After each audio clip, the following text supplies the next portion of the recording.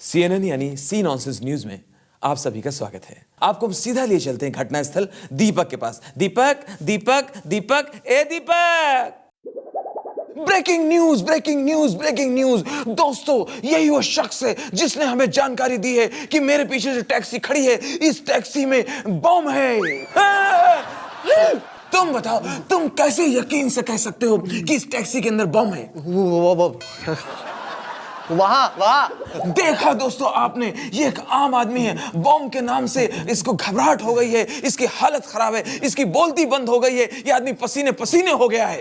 वो सब छोड़ो, तुम बताओ बॉम्ब कितना बड़ा है? नहीं ओके, मैं समझ गया। दोस्तों, ये एक सच्चा आम आदमी है जो बॉम्ब के साइज को सुनते ही घबरा गया है, इसकी हालत खराब हो गई। इससे आप अंदाजा लगा सकते हैं कि बॉम्ब का साइज कितना बड़ा होगा, कितना विशाल होगा, कितना पावरफुल होगा। लेकिन ताज्जुब की बात यह है, यहाँ अब तक ना तो पुलिस आई है, ना कोई फायर ब्रिगेड का कर्मचारी है, ना कोई म्युनिसिपैलिटी का आदमी। यहाँ पर सिर्फ मैं हूं, बहादुर निर्भीक दीपक, वो भी लाइव बॉम्ब के साथ।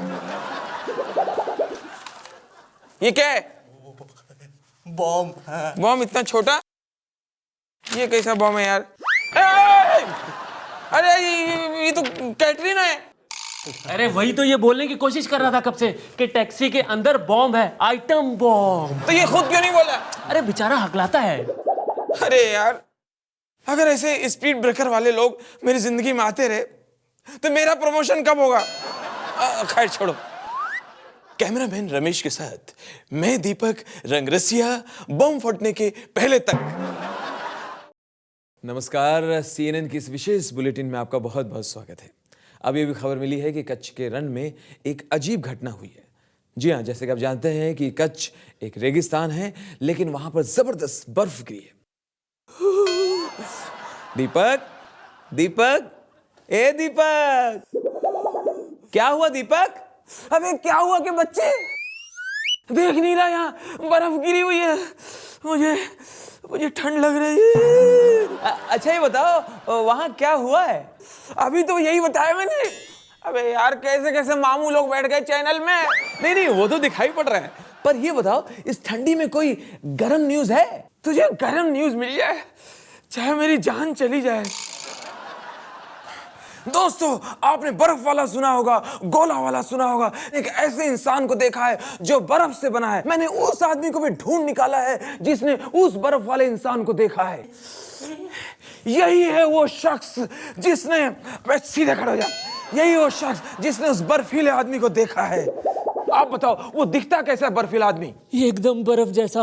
उसकी लंबाई कितनी है? कोई 8 फुट होगी। उसका रंग कैसा है? वाइट। उसका वजन कितना है? कोई 150 किलो होगा। Breaking news. देखा आपने उस बर्फीले आदमी को देख के यहाँ के लोग कितने घबराए हुए हैं।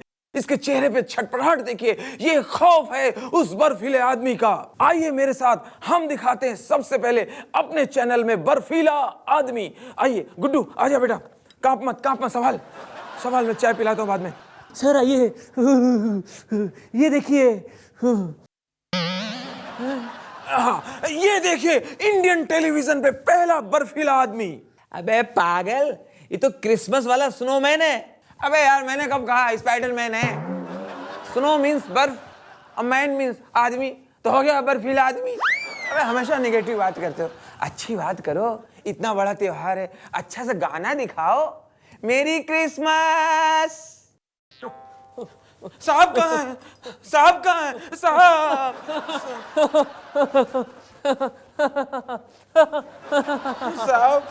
साहब हम बहुत परेशान हैं, बहुत परेशान।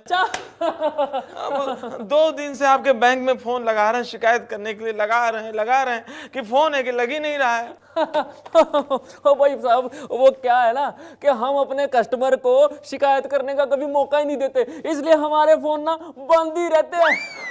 देखो कैसे बेशर्म जैसे हंस रहे हैं। साहब ये बताइए, आप लोग हमें हेल्पलाइन नंबर दिए हैं, वो लगता नहीं है, इतनी दूर से आना पड़ता है। ओ भाई साहब, अब क्या करें, हमारी बैंक की जो शाखाएं हैं ना, वो बड़ी दूर तक फैली हुई हैं।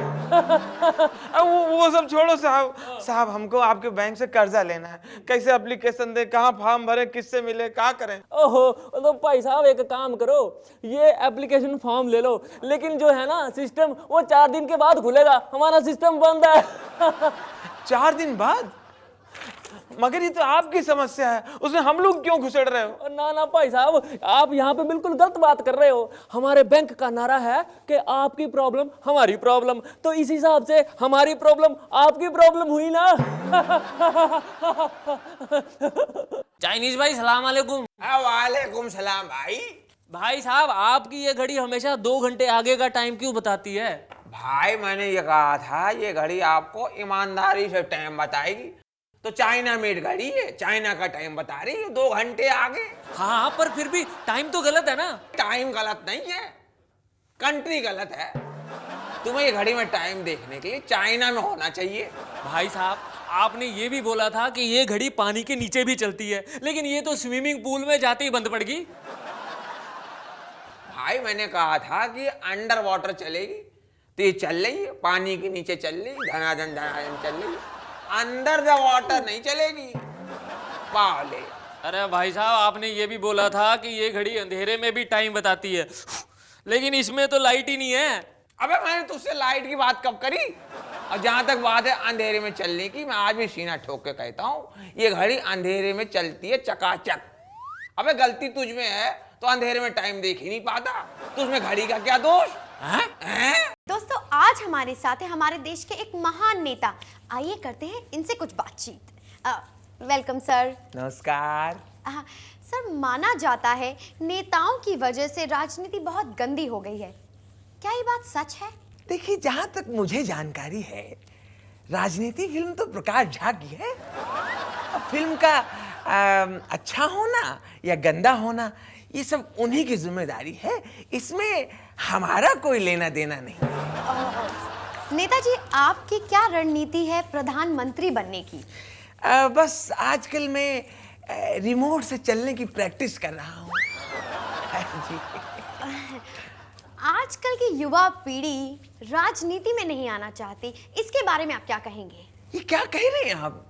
ये आप क्या कह रहे हैं? नहीं नहीं, बल्कि आजकल हर कोई अभिनेता बनना चाहता है और हर अभिनेता नेता बनना चाहता है, तो इसका मतलब ये हुआ कि हर कोई पॉलिटिक्स में आना चाहता है।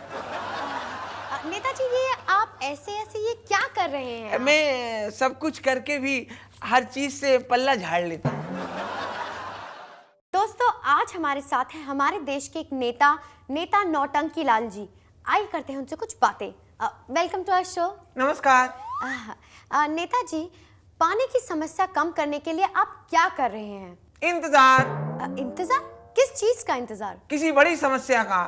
देखिए, चीनी की समस्या को खत्म कर दिया पानी की समस्या ने, अब पानी की समस्या को खत्म कर देगी कोई बड़ी समस्या, और बड़ी समस्या आटा दाल चावल गेहूं किसी चीज की भी हो सकती है। नेताजी, खराब सड़कों के बारे में आपका क्या कहना है? खराब सड़कों के लिए तो हमें अवार्ड मिलना चाहिए। वो किस लिए? अब देखिए, मान लीजिए आप दही लेकर रिक्शे में बैठी और रिक्शा हिचकोले खाता हुआ जा रहा है, हिलता डुलता जा रहा है। जैसे ही आप घर पहुंची तो दही घूम घूम के पूरा लस्सी हो गया, तो लस्सी का पैसा भी बच गया। मान लीजिए किसी के गुर्दे में पथरी है और वो भी इसी झूला सड़कों पे हिचकोले खाता हुआ जा रहा है, तो बहुत बार देखा गया है कि उसके गुर्दे से पथरी निकल गई है। ये सुविधा संपन्न सड़कें हैं। नेताजी, महिला आरक्षण बिल से सबसे ज्यादा असर किस चीज पे पड़ेगा? रुई पर। रुई की खपत बढ़ जाएगी। वो कैसे? बगैर रुई कान में ठूसे हुए कोई सदन में कैसे बैठेगा? वही चाव चाव होगा। सुनो, इधर आओ, इधर आओ, तुम्हें जू निकाल दो। मिलॉर्ड, आज हमारी अदालत में मौजूद हैं मोबाइल कनेक्शंस की दुनिया के सबसे busy network. Hello Singh ji. Hello hello hello जी, हेलो हेलो, आवाज नहीं आ रही है? हैं? ये वन वे आवाज है। हेलो सिंह जी। हेलो जी, हेलो, सत श्री अकाल जी, सत श्री अकाल जी। और दसों की क्वेश्चन है। देखिए, आप पर सबसे पहला आरोप ये है कि आप अपने ग्राहकों को फंसाने के लिए मन लुभावन स्कीम्स बताते हैं। और चुप कर, तूने ये बता दिया और ये नहीं बताया कि ग्राहकों को समस्याओं से छुटकारा दिलाने के वास्ते हमने नई स्कीम चलाई है। देखिए यहाँ पर यह भी आरोप है कि आपका नेटवर्क सबसे खराब है। और तू यार एवं गल किए जा रहा है यार। हमारा नेटवर्क दूसरी कंपनी के साथ एकदम चंगा है। सारी स्कीम्स हम आपस में अंडरस्टैंडिंग के साथ मिल बैठ के बनाते हैं। देखिए यहाँ पर यह भी आरोप है कि आप सिर्फ उन्हीं ग्राहकों की समस्या सुनते हैं जिनसे आपको फायदा नजर आता है। और चुप कर तू। ओ यार भला फोन पे पता चलता है कौन ग्राहक काम का है कौन बकवास है। और रही बात समस्या सुनने की, हमारे जब सिग्नल अच्छे हो जाएंगे तो हम समस्या भी सुन लेंगे। देखिए यहाँ पर यह भी आरोप है कि आप ऐसी ऐसी जगह पर अपना सिम बांटते हैं जहां आपका नेटवर्क ही नहीं होता, जहां आपका सिग्नल ही नहीं आता, जहां पे टावर ही नहीं है। चुप कर मिलॉर्ड, ये तो हमारे सिम की खासियत है। हमारे सिम सब जगह एक जैसे रहते हैं, नेटवर्क हो या ना हो कहीं काम नहीं करते। मिलॉर्ड, आज हमारी अदालत में मौजूद हैं सुपर फ्लॉप फिल्मों के सुपर हिट हीरो मनोज बिमारी जी। प्रणाम भैया, प्रणाम भैया। हाँ तो बिमारी जी, आप पर सबसे पहला आरोप यह है कि आप अपने प्रोड्यूसर के ऊपर जबरदस्ती का प्रेशर बनाते हैं। ए भैया, बिहाने बिहाने का फालतू क्वेश्चन कर रहे हैं। हम कोई कुकर हैं जो प्रेशर बनाएंगे? पूछिए तो। देखिए हमें यह भी सुनने में आया है कि आप इंग्लिश ठीक से नहीं बोल पाते। ए भैया, ये बिहाने बिहाने बुर्बक पने का काहे सवाल कर रहे हैं? पूरे देश में हमसे फास्ट इंग्लिश कोई बोल पाता है? हम इतना फास्ट इंग्लिश बोलते हैं। अच्छा बोलिए। English English English English English English English English English English English English. बस बस देखे बोल दिए। देखिए आप पर यह भी आरोप है कि आपने पॉलिटिक्स ज्वाइन की है पैसे कमाने के लिए। अक्सर ये देखा गया है कि आप भाषण देने की बजाय गाना बजाना करते रहते हैं। आप बिल्कुल भी सीरियस नहीं हैं। ए भैया, पगला गए हैं? अगर हम सीरियस हो जाएंगे तो बीमार नहीं न पड़ जाएंगे? बोलिए तो। दत बुर्बक। सर आप कहते हैं कि आप बहुत बड़े फ्रीडम फाइटर थे, लेकिन आपका नाम तो कहीं नहीं है। मैं जी बहुत बड़ा फ्रीडम फाइटर रहा हूं अपने जमाने का।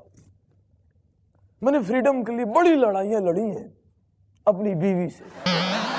मेरी बीवी ने बड़ा बांध के रखा था मुझे, ये मत करना, वो क्यों कर रहे हो, वहां क्यों बैठे हो, यहाँ क्यों खड़े हो, ना क्यों नहीं रहे। बड़े परेशान हो गया था। मैंने बड़ी लड़ाइयां लड़ी हैं फ्रीडम के लिए अपनी बीवी से। सर आपने कहा है जब आप सेना में शामिल हुए थे तब से आपने बहुत सारी गोलियां खाई हैं। तो मैंने जब आर्मी ज्वाइन किया और लड़ाई होने वाली ऐसा सुनता था तो जी बड़ी घबराहट शुरू हो जाती थी। उसी घबराहट में मेरा पेट गुड़गुड़ गुड़गुड़ करने लगता था, तो मुझे गोलियां खानी पड़ती थी। लो बीपी था तो गोलियां तो मैं खाता ही था। अल्सर की गोलियां अलग खाता था, डायबिटिक था उसकी गोलियां अलग से खाता था। इसमें गलत क्या है? मैंने जी अपने कैरियर में बड़ी गोलियां खाई हैं। दोस्तों आज हमारे साथ है हमारे देश के एक 3 स्टार इंस्पेक्टर। आइए करते हैं उनसे कुछ बातचीत। Welcome sir. नमस्कार। सर कहा जाता है कि हमारे बेहुदा लॉ एंड ऑर्डर को देखकर फॉरेन टूरिस्ट इंडिया आने से डरते हैं। कौन बोला कौन तुमको ऐसा? मेरे को उसका नाम बोलो, मैं अभी कभी उसको 4 BC में अंदर डालता है। क्या बात करते तुम? अरे बाबा, बांग्लादेश से पाकिस्तान से कितना टूरिस्ट इंडिया में घुसते हैं, उसको तकलीफ नहीं तो इनको क्या तकलीफ है? लेकिन सर टूरिस्ट कहते हैं कि अब उनके लिए मुंबई भी सुरक्षित नहीं रहा। अरे कोणी सांगितलं तुम्हाला? मुंबई दुनिया में जितना सुरक्षित है इतना सुरक्षित कोई भी शहर नहीं है। देखो पाकिस्तान का टेररिस्ट कसाब मुंबई में कितना सुरक्षित है, हम लोग उसका कितना ध्यान रखते हैं। तो ये बाहर देश के टूरिस्ट को इंडिया आने में क्या तकलीफ है? सर फॉरेन के पुलिस ऑफिसर्स कितने फिट होते हैं, लेकिन हमारे देश के पुलिस ऑफिसर्स कितने अनफिट रहते हैं, वो क्यों सर? अरे बाबा, बारगांव का जो पुलिस है ना, वो क्रिमिनल को ढूंढने के लिए, पकड़ने के लिए ऐसा भागा दौड़ी करता है, दौड़ता है। हमको भागने का जरूरत नहीं है। मतलब सर? अरे बाबा, हमको पहले से मालूम रहता है कौन क्राइम करने वाला है, किधर करने वाला है, कभी करने वाला है, तो हमको भागा दौड़ी की जरूरत क्या है?